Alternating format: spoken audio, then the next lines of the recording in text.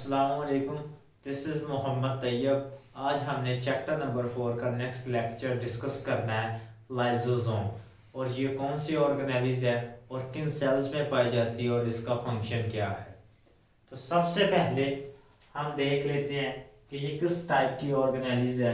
क्या ये membrane bonded organelles है या नॉन मेम्ब्रेन बॉन्डेड ऑर्गेनेलिज है। तो ये ऑर्गेनेली हमारे पास वेसिकल की फॉर्म में होती है और ये क्या है, मेम्ब्रेन बॉन्डेड ऑर्गेनेली है। अगर ये मेम्ब्रेन बॉन्डेड ऑर्गेनेली है तो ये इसका जो इंटरनल इन्वायरमेंट होगा वो क्या होगा, साइटोप्लाज्म से सेपरेट होगा।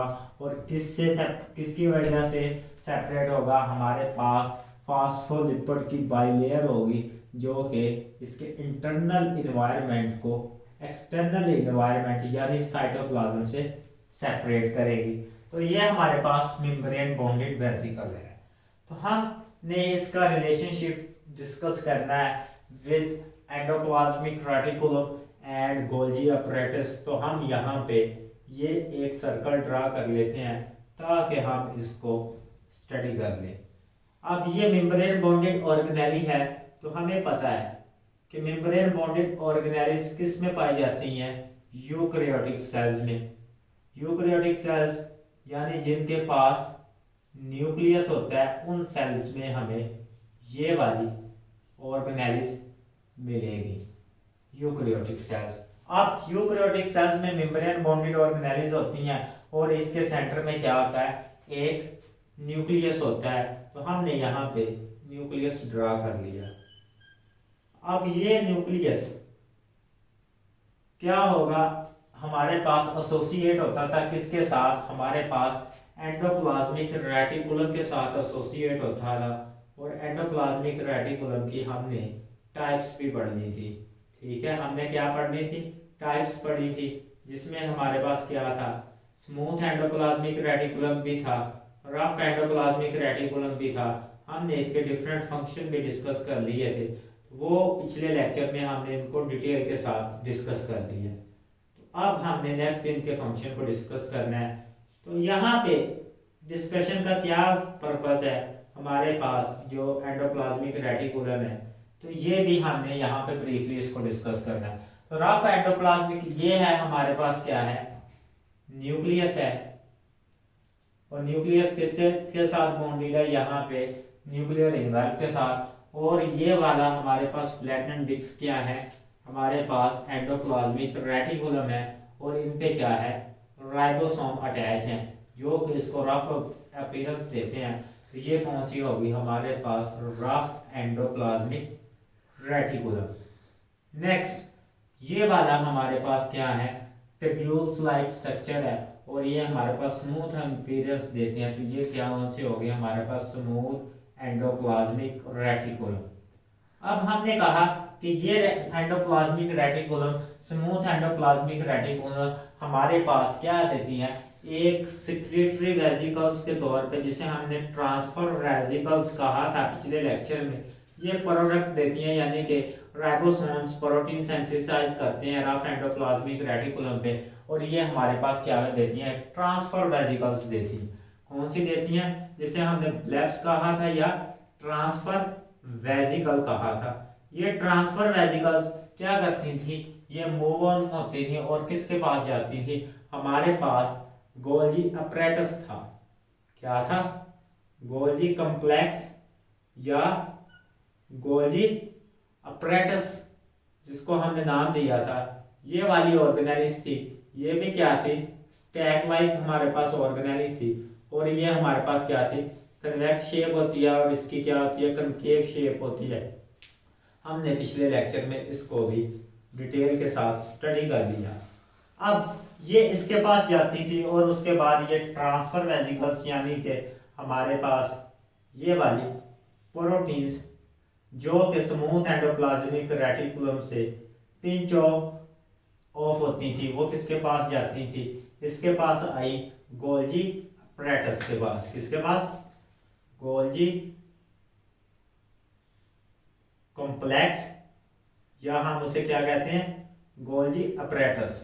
अब इसके पास आई, इसने क्या किया, इन प्रोटीन्स की क्या की, फर्दर मॉडिफिकेशन की, फर्दर मॉडिफिकेशन करने के बाद ये क्या बनाती थी, हमारे पास वेजिकल्स बनाती थी।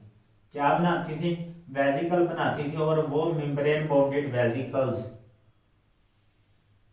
या तो ट्रांसपोर्ट होती थी एक्सटर्नल, और या क्या करती थी, सेल्स में मूव ऑन करती थी। क्या करती थी, सेल्स में मूव ऑन करती थी और सेल में फंक्शन परफॉर्म करती थी। ये हमारे पास जो मॉडिफाइड प्रोटीन्स थी, मीन पे कि हमारे पास कंसंट्रेटेड या ग्लाइकोप्रोटीन थी, ये एक वेजिकल की फॉर्म में होती हैं और ये वेजिकल सेल्स में ही रहती है। और ये वेजिकल अपनी मॉर्फोलॉजी की लिहाज से यूनिक प्रॉपर्टीज रखती है और इस वेजिकल को कहते हैं हम लाइजोसोम। क्या कहते हैं, लाइजोसोम।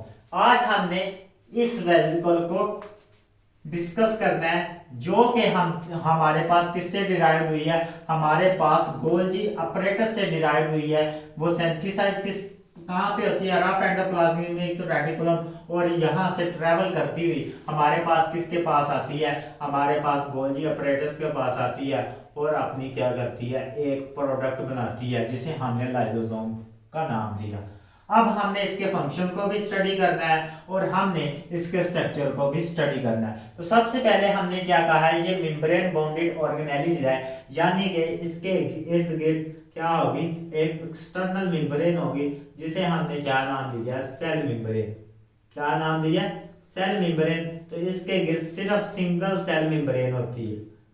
कौन सी मेम्ब्रेन होती है, सिंगल सेल मेम्ब्रेन होती है, ना कि डबल मेम्ब्रेन होती है। तो ये सिंगल लिपिड बाइलेयर से क्या होती है, सराउंडेड होती है। आगे हम इसका नेम का मतलब स्टडी कर लेते हैं। तो ये लैटिन वर्ड से निकला है, लाइजो का मतलब होता है स्प्लिटिंग। क्या होता है, स्प्लिटिंग, मीन के तोड़ना, दो चीज, किसी भी चीज को दो हिस्सों में डिवाइड करना, स्प्लिट करना। तो इसका मतलब है, लाइजो का मतलब है स्प्लिटिंग और सोमा का मतलब है बॉडी। सोमा का मतलब है बॉडी। किसी भी जिस्म को दो हिस्सों में डिवाइड करना is called lysosome, mean the splitting of the body. अब ये यूनिक फंक्शन परफॉर्म करती है, स्प्लिटिंग ऑफ द बॉडी को क्या करती है, कैरी ऑन करती है। तो हमारे सेल्स में डिफरेंट काइंड्स की बॉडीज हो सकती हैं प्रेजेंट। उन बॉडीज को डिस्कस कर लेते हैं, वो कौन सी बॉडीज हो सकती हैं। तो सबसे पहले हमारे सेल्स में क्या होते हैं, फॉरेन पार्टिकल्स आ सकते हैं। कौन से आ सकते हैं, फॉरेन पार्टिकल्स। अब फॉरेन पार्टिकल्स क्या करते हैं, वो सेल में एंट्री देते हैं सेल मेम्ब्रेन के थ्रू, और क्या करते हैं, सेल्स में डिफरेंट काइंड्स के ये पार्टिकल्स हो सकते हैं। या तो ये फॉरेन पार्टिकल्स क्या हो सकते हैं, हमारे पास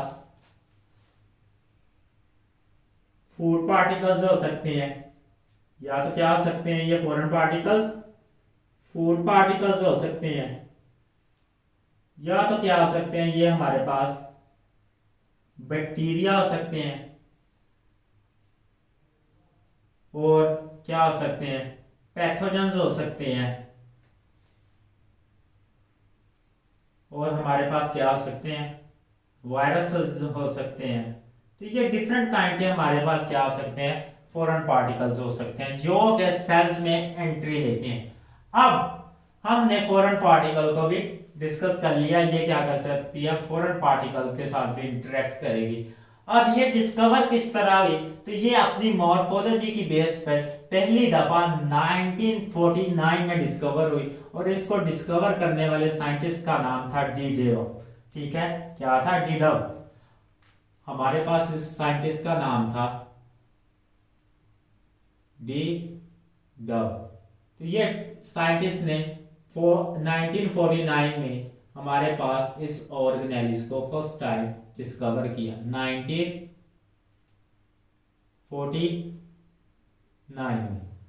और ये ऑर्गेनेली क्योंकि डाइजेशन करती है, मीन के फॉरेन पार्टिकल्स की डाइजेशन करती है, तो ये ऑर्गेनेलिस लाइजोसोम सिर्फ हमारे क्या है, एनिमल सेल्स में पाई जाती है, क्योंकि प्लांट सेल्स अपनी खुराक खुद तैयार करते हैं, उनको फॉरेन पार्टिकल्स अपने इनसाइड मूव करने की ज़रूरत नहीं होती।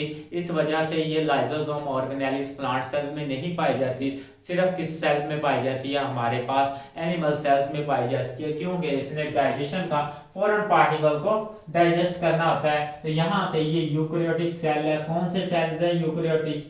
सिर्फ एनिमल सेल्स, ठीक है, एनिमल सेल्स। ऐसे सेल्स जो अपनी खुराक खुद तैयार नहीं कर सकते, उनमें ये पाई जाएगी। अब फॉरेन पार्टिकल को डाइजेस्ट करती है सिंगल मेम्ब्रेन बॉडीड ऑर्गेनेलिस है, हमने ये डिस्कस कर लिया। अब हम मूव ऑन करते हैं इसके थोड़े से फंक्शन की तरफ। अब हमारे पास क्या है कि एक पार्टिकल आया, ठीक, हमारे पास क्या था, एक फूड पार्टिकल था, ये वाला। अब ये फूड पार्टिकल मूव ऑन किया और मेम्ब्रेन ने क्या की, इमेजिनेशन स्टार्ट कर दी, और मेम्ब्रेन इमेजिनेशन स्टार्ट करेगी और ये फूड पार्टिकल क्या होगा, इस तरह हमारे पास फोल्डिंग क्रिएट होगी और फूड पार्टिकल हमारे पास क्या हो जाएगा, इस फॉर्म में अंदर पहुंच जाएगा, सेल के इनसाइड क्या हो जाएगा, इनगल्फ हो जाएगा, जिसको हमने क्या कहा था, एंडोसाइटोसिस की एंडोसाइटोसिस का ये प्रोसेस हो चुका है। क्या हुआ, एंडोसाइटोसिस, ठीक। और ये क्या है, ये सॉलिड फॉर्म भी हो सकती है और लिक्विड फॉर्म भी हो सकती है। नेक्स्ट ये वैक्यूल, इसको क्या कहते हैं हम, फूड वैक्यूल, ठीक है, या वेजिकल। ये वैक्यूल क्या करता है, अब इसमें क्या होते हैं हमारे पास, इस लाइसोसोम में की बॉडी की वेजिकल के साथ क्या करता है, फ्यूज करता है। क्या करेगा, फ्यूज करेगा। ये दोनों क्या करेंगे, इस तरह इसमें फ्यूज हो जाएंगे और ये पार्टिकल इस एंजाइम वाली बॉडी में आ जाएगा। क्या करेगा, ये पार्टिकल इस एंजाइम वाली बॉडी में एंटर हो जाएगा। अब ये इस एंजाइम वाली बॉडी में एंटर हो चुका है और इसके पास डिफरेंट काइंड के एंजाइम्स हैं। अब एंजाइम्स क्या करेंगे, इसकी डाइजेशन को स्टार्ट कर देंगे। अब यहाँ पे मैं डिस्कस करने लगा हूं, सबसे पहले हमारे पास क्या था, एक वेजिकल थी जिसे हमने क्या कहा था, लाइसोसोम का नाम दिया था। इस वेजिकल्स की कंपोजिशन क्या होती है, मैं उसको डिस्कस करूंगा। वो कंपोजिशन किस तरह हमारे पास अफेक्ट करती है इनकी डाइजेशन को। तो सबसे पहले लाइसोसोम में की नेचर क्या है, कंपोजिशन क्या है, इसको डिस्कस करने लगा हूं। कंपोजिशन,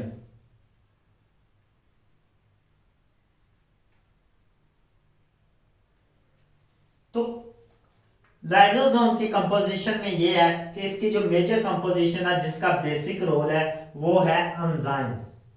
क्या है, एंजाइम। एंजाइम्स क्या होते हैं, ये ग्लोबुलर प्रोटीन्स होती हैं जो कि रिएक्शंस को स्पीड अप करती हैं और क्या करती हैं, डिफरेंट काइंड्स के फंक्शंस परफॉर्म करती हैं। अब इसमें एंजाइम्स होते हैं और एंजाइम्स कितनी टाइप्स के होते हैं, दो टाइप्स के इसमें मेजर एंजाइम पाए जाते हैं। एक है एसिड फास्फेटेज एंजाइम और दूसरे हैं हमारे पास hydrolytic enzyme. Acid phosphatase enzyme, और दूसरे हैं हमारे पास कौन से, हाइड्रोलाइटिक एंजाइम। हाइड्रो का मीन वाटर और लेटिक का मीन ब्रेक डाउन। तो ऐसे एंजाइम जो कि वाटर को यूटिलाइजेशन करके हमारे पास ब्रेक डाउन करेंगे, ऐसे एंजाइम को हम क्या कहते हैं, हाइड्रोलाइटिक एंजाइम। और हाइड्रोलाइटिक एंजाइम का दूसरा नाम भी है phosphatases enzyme, hydrolases enzyme, hydrolases enzyme. अब ये एंजाइम्स किस मीडियम में एक्ट करते हैं, तो ये हमारे पास इसका जो इनसाइड मीडियम होता है वो होता है एसिडिक। कौन सा मीडियम होता है हमारे पास, इसका इंटरनल मीडियम, जिस तरह हमारा स्टमक का मीडियम क्या होता है, एसिडिक होता है, फूड की डाइजेशन करता है, तो सेल में ये डाइजेशन का रोल परफॉर्म करता है। तो इसका जो मीडियम होता है वो क्या होता है, एसिडिक नेचर का होता है, यानी कि इसकी पीएच क्या होगी, 7 से हमेशा लेस होगी। अब फूड पार्टिकल क्या हुआ, एंटर हुआ और इसके पास क्या होते हैं, डिफरेंट टाइप के एंजाइम्स होते हैं, या एसिटिक फास्फेटेज होते हैं, या हाइड्रोलाइटिक एंजाइम होते हैं। अब ये एंजाइम्स क्या करेंगे, इसके साथ अटैच होंगे और इसकी ब्रेक डाउन करेंगे। अब हाइड्रोलाइटिक एंजाइम किस तरह के होते हैं, ये क्या यूज करते हैं किसी भी मॉलिक्यूल को तोड़ने के लिए। फॉर एग्जांपल हमारे पास क्या थी, एक सबस्ट्रेट था, सबस्ट्रेट, यहां पे मैं जनरल इक्वेशन राइट करने लगा। इसको तोड़ने के लिए क्या करेंगे, वाटर का मॉलिक्यूल यूटिलाइज करेंगे और क्या करेंगे, हमारे पास प्रोडक्ट बना देंगे। ठीक है, क्या करेंगे, हमारे पास प्रोडक्ट बना देंगे। ये एक जनरल इक्वेशन है। जैसे एक एग्जांपल दे देता हूं, यहाँ पे हमारे पास होता है कौन सा एंजाइम होता है जो कि कार्बोहाइड्रेट की डाइजेशन करता है, तो हमारे पास अमाइलेज एंजाइम होता है। ठीक, कौन सा, अमाइलेज एंजाइम होता है, अमाइलेज।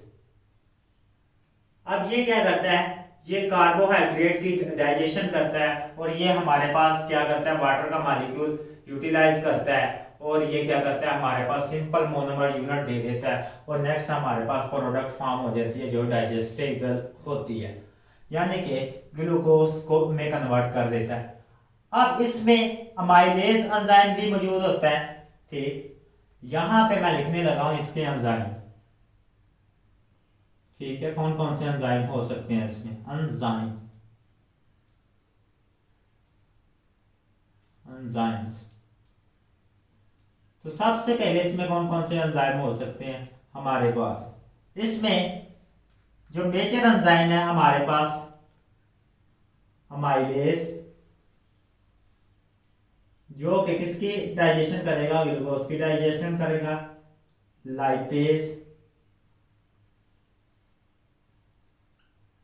उसके बाद हमारे पास होगा प्रोटीएज,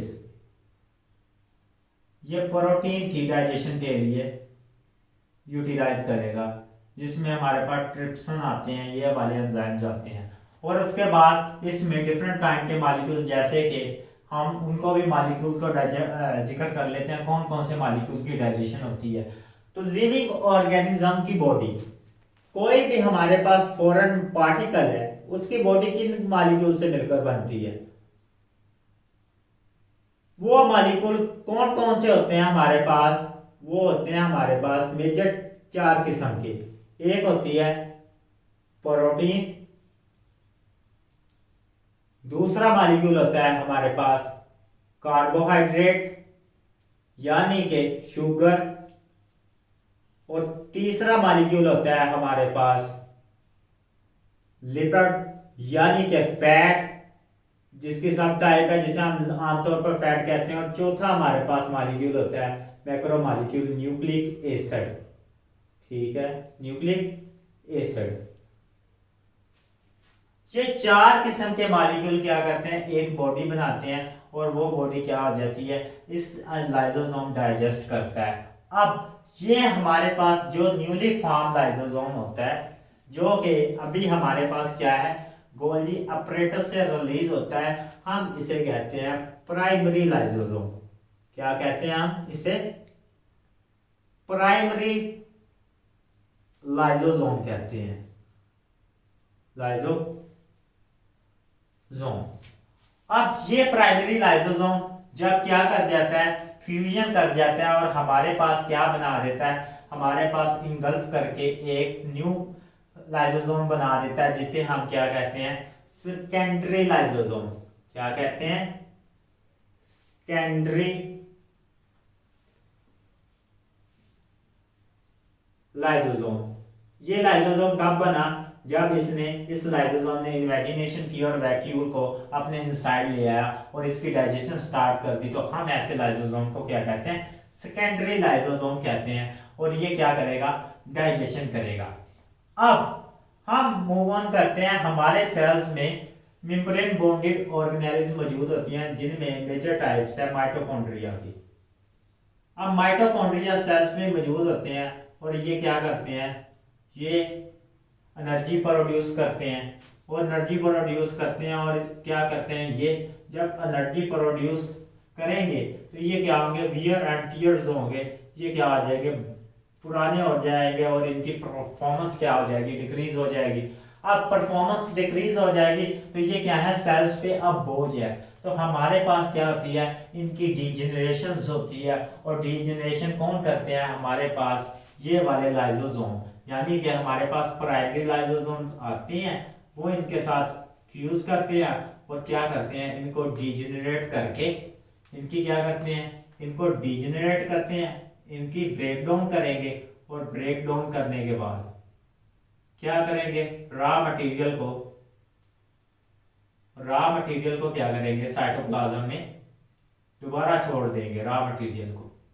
अब ये रॉ मटेरियल क्या करेगा, दोबारा न्यू माइटोकॉन्ड्रिया सिंथेसाइज होने में यूटिलाइज होगा, यानी कि इसकी ब्रेक डाउन के बाद ये क्या करते हैं, ऑटोफेजी का काम करते हैं। क्या करते हैं, एक तो ये क्या करते हैं, इनका फंक्शन क्या है, फंक्शन क्या है इनके, वन बाय वन डिस्कस कर लेते हैं हम।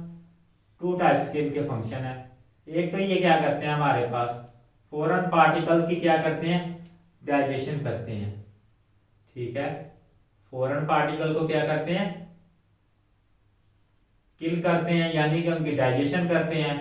दूसरा क्या है, ये इंटरनल सेल्स के पार्ट की डाइजेशन करते हैं, जिसे हमने इसका नाम दिया है ऑटोफैगी का। ठीक है, ऑटोफैगी ये प्रोसेस, अगर ये सेल के पार्ट की डाइजेशन करें तो ये हमारे पास क्या कहलाती है, ऑटोफैगी, खुद ब खुद सेल्स के पार्ट को खाना।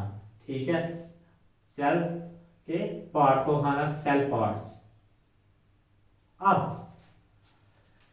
ये हमने स्टडी कर लिया कि ये ऑटोफैगी क्यों करते हैं, क्योंकि सेल्स के कुछ पार्ट क्या कर जाते हैं, वो पुराने हो जाते हैं और इनको डाइजेस्ट करना जरूरी होता है, ताकि दोबारा हमारे पास रॉ मटेरियल अवेलेबल हो।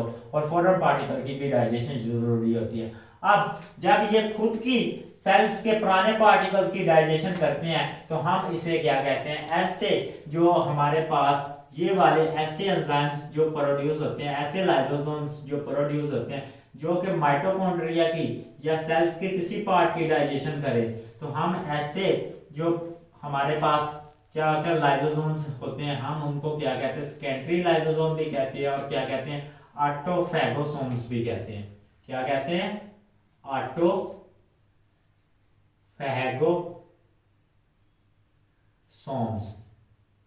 ऐसे सेकेंडरी लाइसोसोम्स को हम क्या कहेंगे, जो कि माइटोकॉन्ड्रिया की डाइजेशन करें या क्लोरोप्लास्ट की डाइजेशन करें, तो ऐसे हम ऐसे लाइसोसोम को कहते हैं सेकेंडरी लाइसोसोम, या क्या कहते हैं हम, ऑटोफैगोसोम।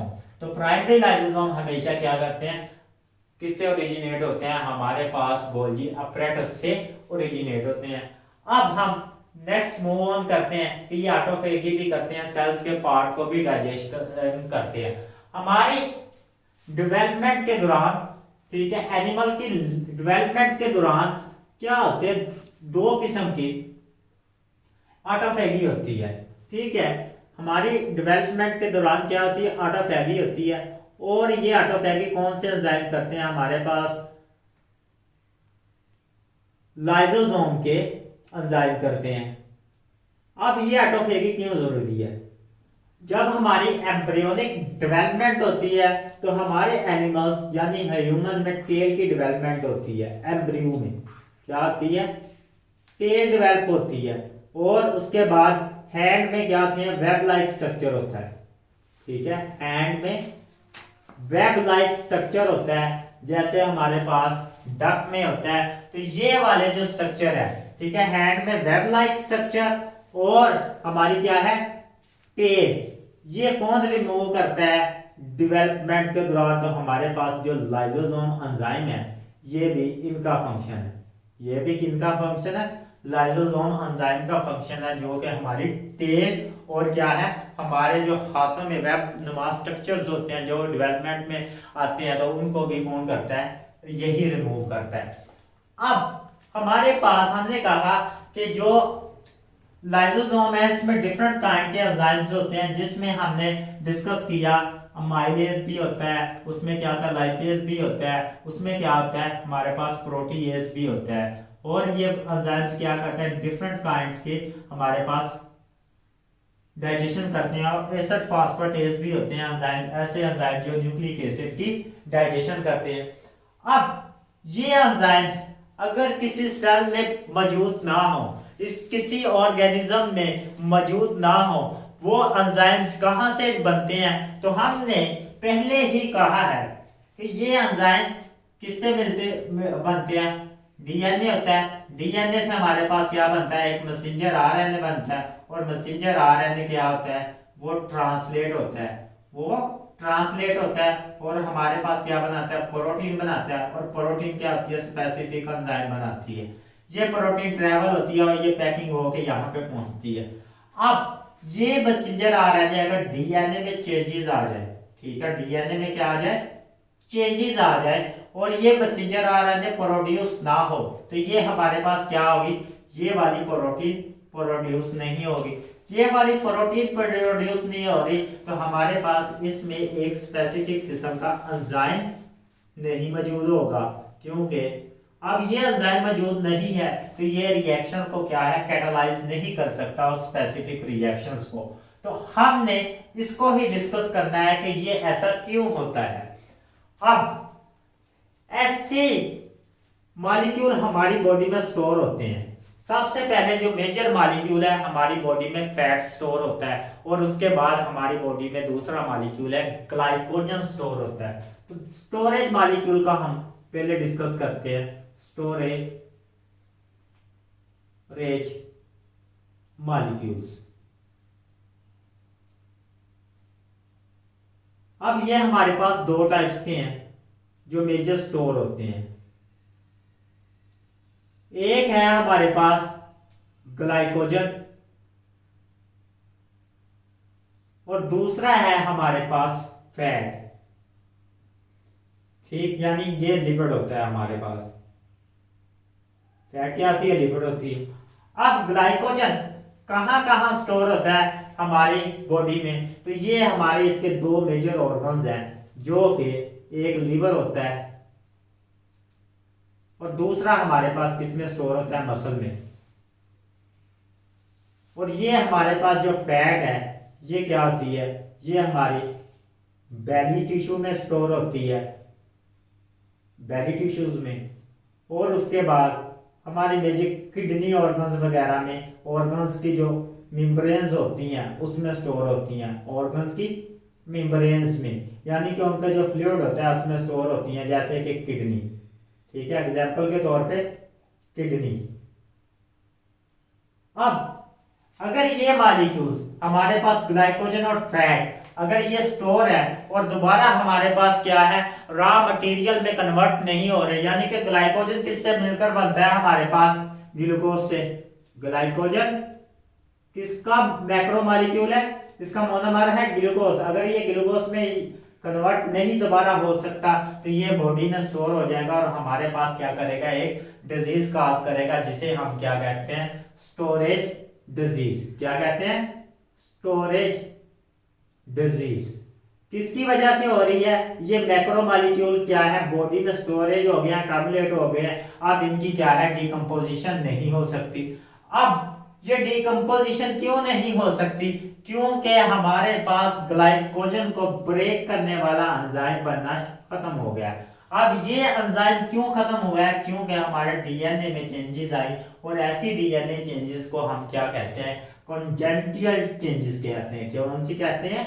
विरासती कॉन्जेनिटल चेंजेस, जो कि विरासत में मिली हमें। ये डीएनए हमें कहां से मिलता है? पेरेंट्स से मिलता है। तो ये कॉन्जेनिटल चेंजेस आई और ये क्या हुई? इसने ग्लाइकोजन को ग्लूकोज में कन्वर्ट करना था, जो एंजाइम वो नहीं प्रोड्यूस हुआ, और ग्लाइकोजन हमारी बॉडी में क्या होगा? ग्लूकोज में कन्वर्ट नहीं होगा, ये स्टोर रहेगा। और जब ये स्टोर रहेगा तो ये क्या करेगा? मसल और लिवर में डिजीज काज करेगा, और ये डिजीज काज करने की वजह से इस डिजीज का नाम है glycogen genesis, glycogenesis type 2 disease हम इसे कहते हैं। और ये डिजीज किसमें काज होती है? Due to accumulation of glycogen. तो इस ग्लाइकोजन की अकामुलेशन से कौन सी स्टोरेज डिजीज डेवलप होती है? वो है glycogenesis type 2। Glycogenosis type 2 disease. आगे हमारे पास एक स्टोरेज डिजीज है, वो क्या किसकी वजह से डेवलप होती है, वो लिपिड की वजह से डेवलप होती है। उसमें क्या होता है कि हमारे पास जो लिपिड के मॉलिक्यूल्स होते हैं वो इसमें फ्यूज नहीं होते, यानी कि उनकी ब्रेकडाउन नहीं होती। उसमें क्या होता है, लिपिड स्टोर हो जाता है। ठीक है, दूसरी डिजीज कौन सी है हमारे पास, टे-सेच डिजीज। कौन सी है, टे-सेच डिजीज। अब ये डिजीज में क्या होता है, हमारी बॉडी अनएबल टू हो जाती है, इसमें क्या हो जाती है, एंजाइम नहीं ऐसे प्रोड्यूस होते जो कि लिपिड की ब्रेक डाउन कर सकें। तो हम वो कौन सी डिजीज करते हैं, टे-सेच डिजीज करते हैं। और ये हमारे पास किसको अफेक्ट करती है, हमारे ब्रेन सेल्स को अफेक्ट करती है। और हमारे किस सेल को अफेक्ट करती है, नर्व सेल्स। कौन कौन से, ब्रेन सेल्स और नर्व सेल्स। तो ये दो सेल्स होते हैं जो इसमें मेजर डिजीज को अफेक्ट करते हैं। तो हमने यहाँ पे डिस्कस कर लिया कि लाइसोसोम अगर एंजाइम में उसमें डिफॉल्ट आ जाए उसके एंजाइम में, तो कौन सी डिजीजेस काज हो सकती हैं। तो हमारे पास ऐसी 100 टाइप्स की डिजीजेज हैं जो कि लाइसोसोम के एंजाइम्स में डिफेक्ट आने की वजह से काज होती हैं। तो ये क्या है, वेजिकल्स हैं, सिंगल मेम्ब्रेन बॉन्डेड वेजिकल्स हैं जो कि गोल्जी अपरेटस से डेवलप होती हैं। और इनके पास क्या होता है, एंजाइम्स होते हैं जो कि डाइजेशन में इम्पोर्टेंट रोल करते हैं। अल्लाह हाफिज़, अपना ख्याल रखिएगा।